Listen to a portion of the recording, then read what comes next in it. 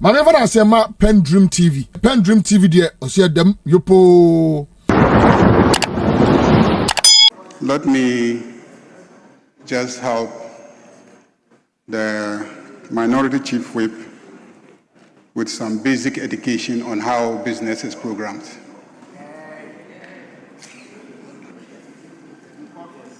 If Parliament is on recess, the Majority Leader has no capacity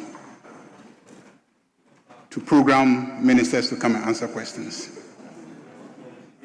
The program is drawn by the Business Committee the first day that the committee meets. If the public listen to you without hearing me, they won't know that you are a member of the Business Committee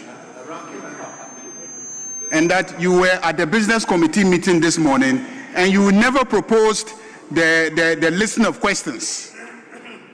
You were at the Business Committee meeting this morning.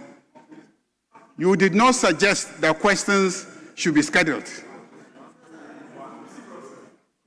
So I'm surprised that you will be making so much noise about questions not being scheduled when you were part of the committee that refused to schedule the questions.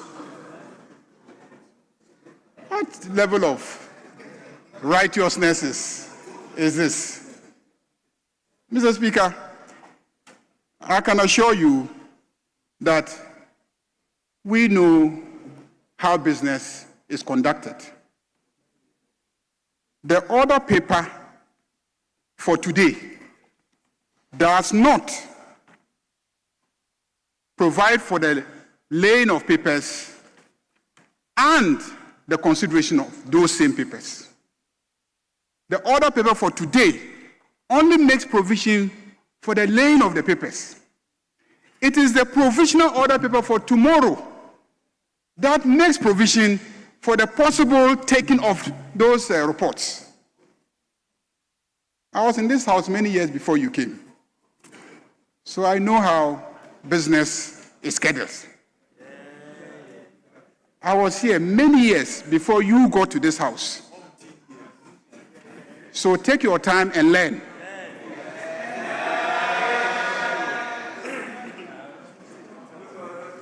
Take your time and learn. And as for ministers coming to this house to answer questions, you know the rules. The rules are clear. There's a certain period within which the minister has to come and answer questions.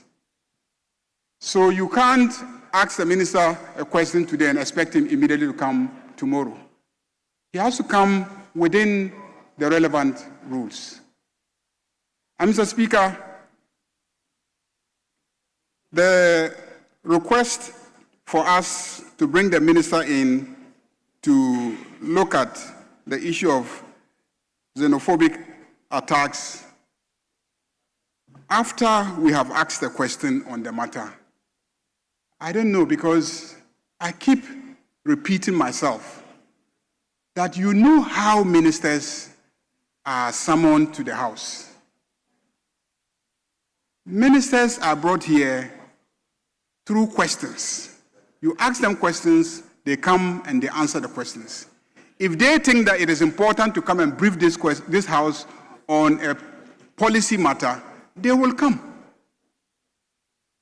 And so if you have asked a question, and then when it is being processed, you get up and ask me to summon the minister because it has become urgent. When a matter becomes urgent, you amend your question and make it an urgent question. You amend your question and make it an urgent question. When you make your question an urgent question, then the minister will come based on the urgency as admitted by the Right Honorable Speaker. So go and amend your question and say that it is an urgent question. So if your question is urgent, why do you get up and misrepresent to this House that after you ask your question, some urgent matters arose? So urgent upon urgent. Urgent upon urgent. Very urgent. Mr. Speaker, I believe normally ministers of sport will come and brief the House before any major tournament. And I have no doubt that the minister responsible for sports will come and brief us about the preparation for the World Cup. And as for the issues relating to the athletic competition, I'm sure if you ask the right questions, the minister will come and answer those questions. I have also heard that the audit report on the All-African Games is also ready. I'm sure the minister will bring the audit report on the All-Africa Games for us to consider alongside what might have happened at the recent athletic competition. Referrals. Yeah, I agree with you that we need to take the referrals more seriously and try as much as possible to get the reports to this House. I know that during the recess, many committees requested for appropriation, some funding, to meet and consider their various referrals so that by the time we resume, they will be able to report to us. The Speaker approved funding for many of these committees, and many I know met and considered their various referrals. I believe that they will soon present their reports to us. I am the person who has insisted on committees considering all referrals.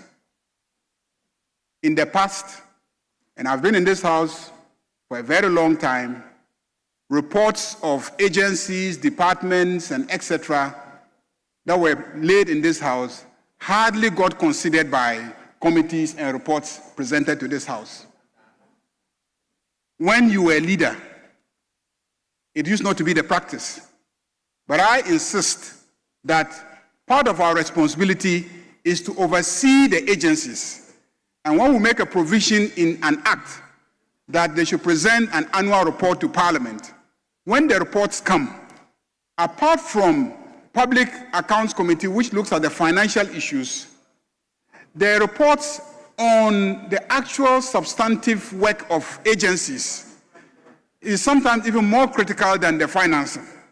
So that's why I insist that we take our responsibility of considering agency reports serious so that our oversight of the agencies can be more effective. I know members have not been doing this in the past, committees have not been doing this in the past, and it's a new thing that we're trying to get them to do, and it takes time to build the skills and competencies to do it. But I believe that in time, committee chairpersons and leadership will pick up the skills and be able to do that effectively for us to improve our oversight of the various agencies. 300 questions, I believe we'll find a way of considering them. And I believe there will be additional questions during this sitting. But let me also encourage colleagues that in some jurisdictions, they actually ration the questions. They actually ration questions. So, you know, people don't ask questions like how many shrines we have in this country. If you ask the minister how many shrines we have in this country, you know, it creates problems. How does the minister come to answer questions about how many shrines we have in this country? So those type of questions generate problems. I mean, let's take the question time as a very serious business of the House. I think those are the issues that have been raised. Yes, the bills that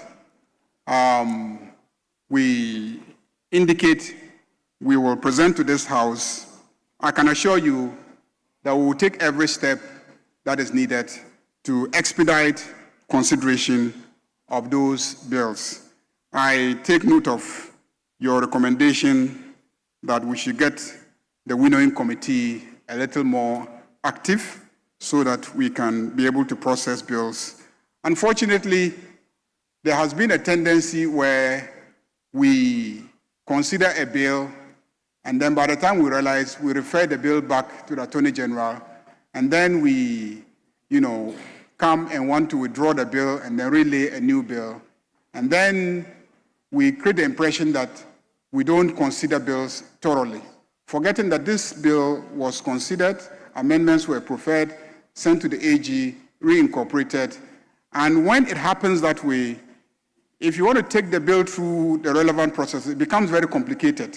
And we witnessed that during the last session where I insisted that all those bills should be taken through the relevant processes. It became a bit confusing.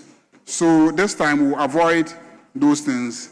And so I urge committee chairpersons that when there are proposals for amendments, let us take it to winnowing committee, let us winnow, let us agree on the amendments that should be taken, and let's come back to chamber and then expedite action on those bills. So we'll take your advice on board this meeting and make sure that we expedite the approval of the various bills.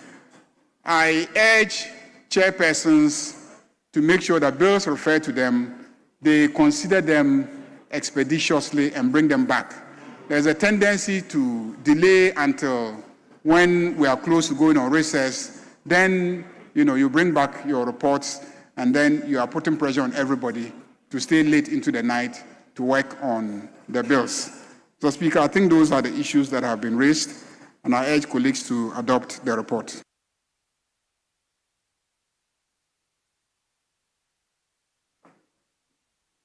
Honourable members, Minority Chief Whip. Yes, please. Speaker, I'm sorry I have to come back. Speaker, if you may indulge me just a second. Majority Leader, if I have your attention. We are being called upon to adopt a business statement.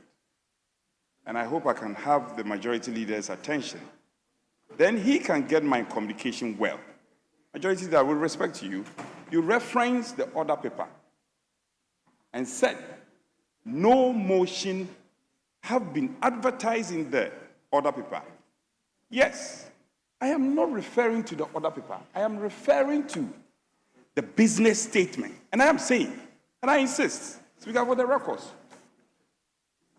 papers are being laid today. The proposal is that papers will be laid today. Then the reports will be taken on Friday. Look at all these papers. And then consequential resolution will be taken. And you are telling me that I should learn. You've forgotten that I'm senior to you in leadership. Majority Leader, I respect you, but you came to meet me in leadership. So this thing about the report being laid today, the report being taken, consequential resolution being taken, it's not practicable. And that's what I'm saying. When we adopt this, are we going to vary it and then, work on it? Then on the flip side, please listen to me. On the flip side, we are complaining that committee heads are not working and bringing their report. Chief Whip, House committee report, and I kept reminding you, let's be fair to the committee heads. House committee report was ready.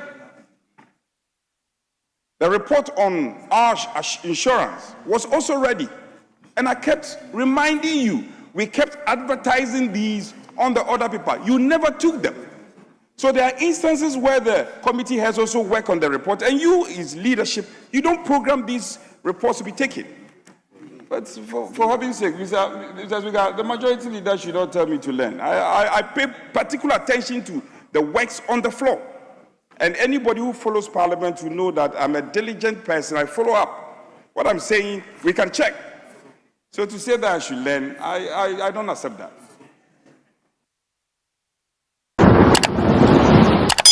If I may. Yes. Yes. I was not specifically, that is a generic provision. Yes. But I was worried about, I was looking at the practicality and the fact that we had to adopt the report as a working document, and we're laying it and at the same time adopting it and saying that report and consequential resolutions will be taken. And I'm saying that's practically not possible. Well, you know that there's a heading. The heading deals with motions and resolutions. Motions and resolutions. So when you debate the motion, you take the consequential resolutions. So that one is a standard provision. Again, what the Honorable Deputy Minority Whip raised is dealing with reports of committees. But what we have now is statement. It's a statement from the business committee. And that is different from the report of the other committees, because this is a statement. So in the case of the statement, it's signed by the maker of the statement. And now, if for good reason, unless you raise the issue that maybe the person who signed did not get the authority of the majority leader to sign on his behalf, then you're raising something worthy of consideration. But if the majority leader is caught up somewhere and says that, look, we have to present this as a member of the committee, could you sign it on my behalf? It's my statement. It's not a report, it's a statement. And I think that was done. I'm not sure you are doubting the authority of the person who signed the statement. And so statements are different from reports. So this statement, usually the chair signs it. It doesn't need the clerk to the committee to sign, because it's not the statement of the clerk. It's a statement. Is there explanatory memorandum on the business statement? You see, so that's not a report of the committee. Honorable members, please, I take it that the business statement, after the comments and the noting of those comments by the chair of the business committee, the business statement is accordingly adopted. May we move to the next item. The next item, which is 8, deals with statements. I have not, my first deputy speaker is here, but we have not admitted any statement unless it's been done as an urgent statement which has not been brought to my attention. First deputy speaker, have you admitted any statement? Right, Honorable Speaker, I have admitted one statement, but it is for the processing. So I refer it to the clerk to be processed in order for it to be taken. Okay, honorable members, so for today, we don't have any statement before us. So we go to item 9, presentation of papers. Honorable members, I will now invite you at the commencement of public business, presentation of papers. The following papers will be presented, A, by the majority leader, and if they are ready, Roman 1, Roman 2, Roman 3, Roman 4, and Roman 5 could be laid together if they are ready. Yes, majority leader. Honorable members, the items on the order paper, item 9A, Roman 1, Roman 2, Roman 3, Roman 4, and Roman 5 are laid accordingly, and they all deal with performance reports of the Auditor General on a number of claims, the audit service, and I referred those reports dealing with the Auditor General and the Audit Service. 2, the Public Accounts Committee for consideration and report to the House. The performance report dealing with the Commission for Human Rights and Administrative Justice and the National Commission for Civic Education, together with that of the Electoral Commission, are referred to the Committee on Independent Constitutional Bodies for consideration and report to the House. I so direct. 9,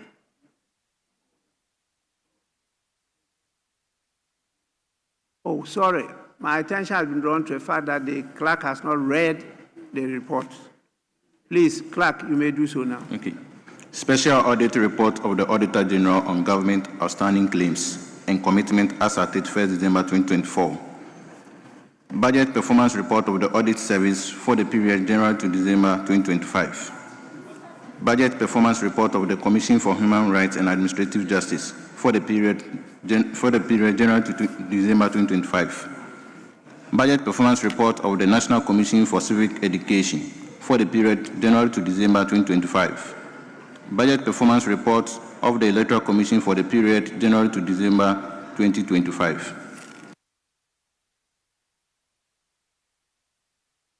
Honorable members, as earlier directed, those reports are referred to the appropriate committees earlier stated for consideration and report to the House.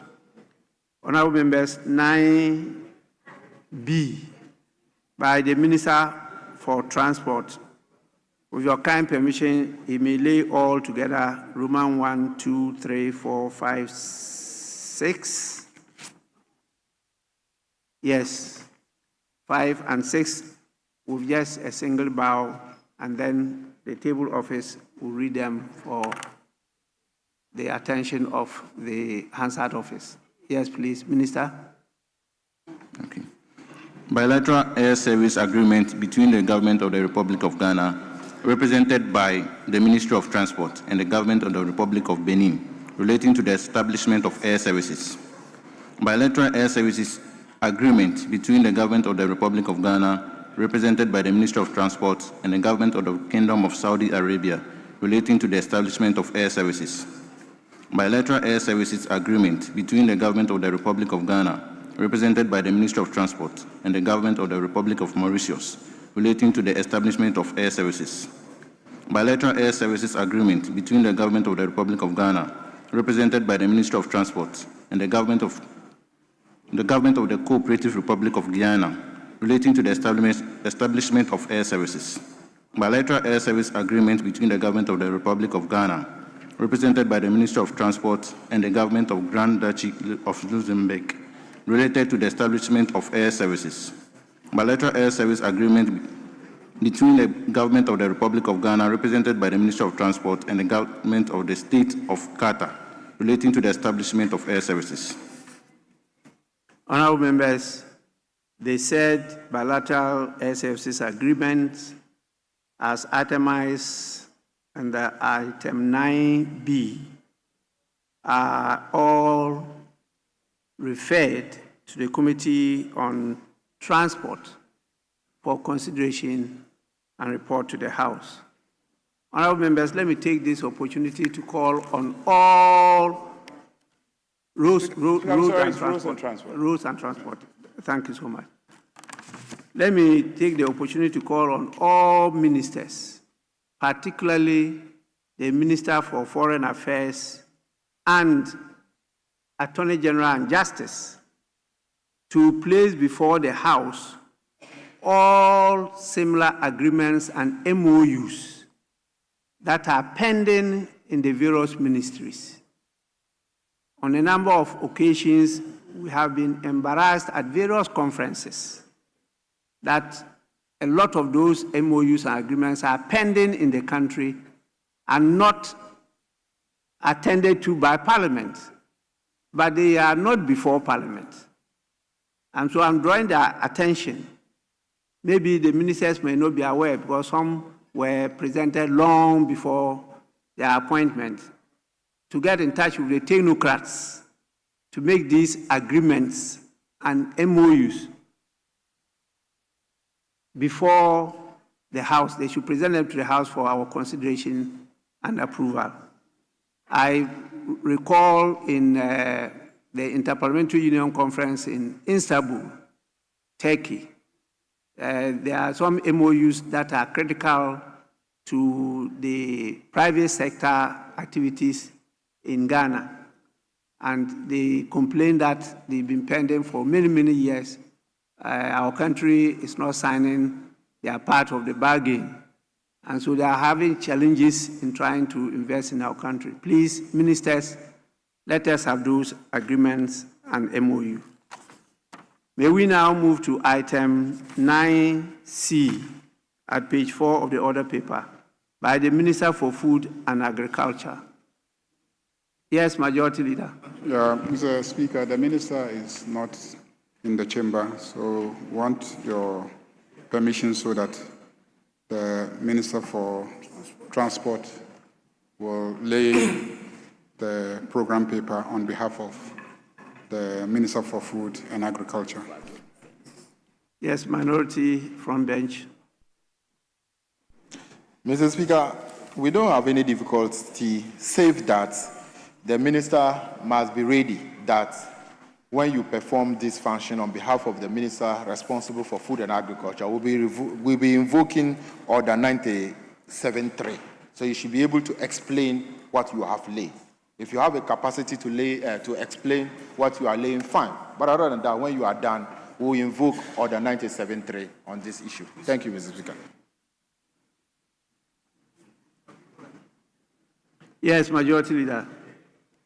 Mr. Speaker, I can assure the Deputy Minority Whip that the Minister for Transport will be able to explain that it is the policy document on the Feed Ghana program.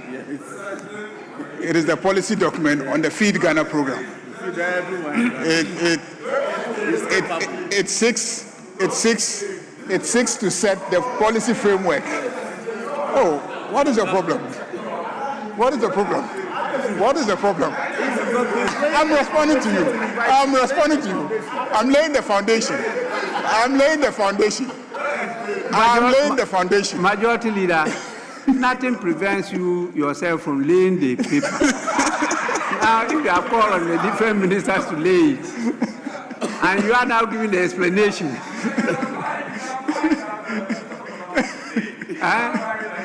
don't preempt it. The Mr. Speaker, is capable of doing it. Mr. Speaker has varied. Mr. Speaker has varied the application. Mr. Speaker has varied the application.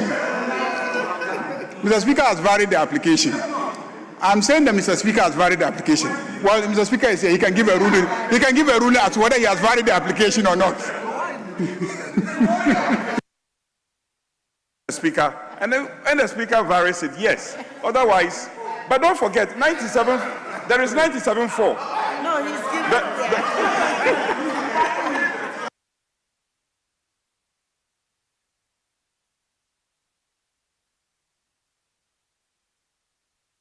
So now what is the application? The Transport Minister will lay the report on behalf of the Minister for Food and Agriculture. Yes, Minister for Transport, please. Feed Ghana Program, 2025 to 2028. Honorable members, the paper is accordingly laid and referred to the Committee of Food and Agriculture for consideration and report to the House. 9D. Mr. Speaker, I'm told the report is not ready, so we can shelve that for now. So 9D is accordingly deferred. And item 10, which is motion. Mr. Speaker, we will not take that today because the Minister for the Interior is not in the chamber. Honorable members, then what is left is item 11, which is committee sittings.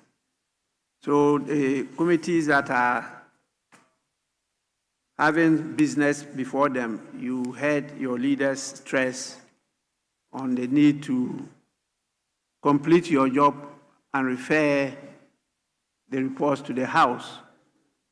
Please be guided by Article 103 of the Constitution, particularly those dealing with public bills.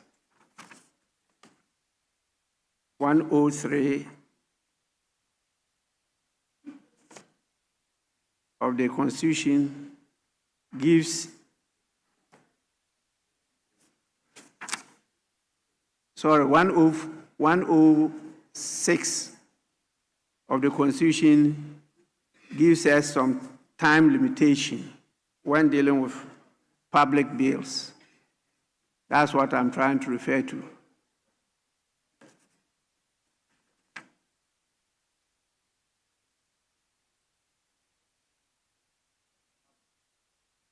That is 106, clause 14. A bill introduced in Parliament by or on behalf of the President shall not be delayed for more than 3 months in any committee of Parliament. So it's only sometimes exceptional circumstances that we allow you in handling public bills to go beyond the 3 months, particularly when concerns are raised by the public of the weakness of consultation. So sometimes we go, but don't let it be the practice or the norm that you can handle such bills beyond 3 months. The Constitution is very clear on that. Honorable members, unless there is any other business, I want to bring proceedings to an end.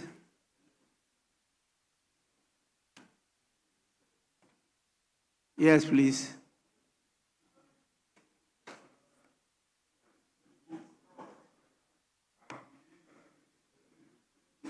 Yes, Majority Leader.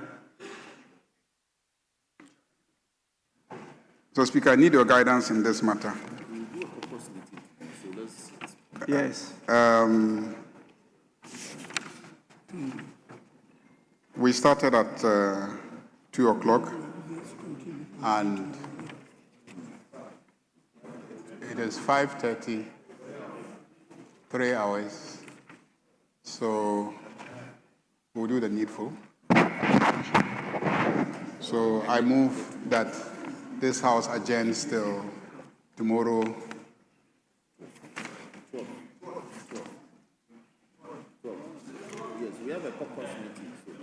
Tomorrow at 12 o'clock in the noon. More business. We'll be prepared to do it. But what we have today, we have exhausted it. And so there will be no need for us to just sit because of the 24-hour economy. I'm happy you seconded the motion, so I'll put the question. Those in favor of adjournment, say aye. Aye. Those against, say no. The ayes have it. Sitting is accordingly adjourned to tomorrow at 12 noon. Dedi kama mamena PENDREAM TV ase. Na so far so good. Say open online portal e wo Ghana. Ah nipa share, nipa follow, nipa comment here. To my best of knowledge, without any biases, PENDREAM TV.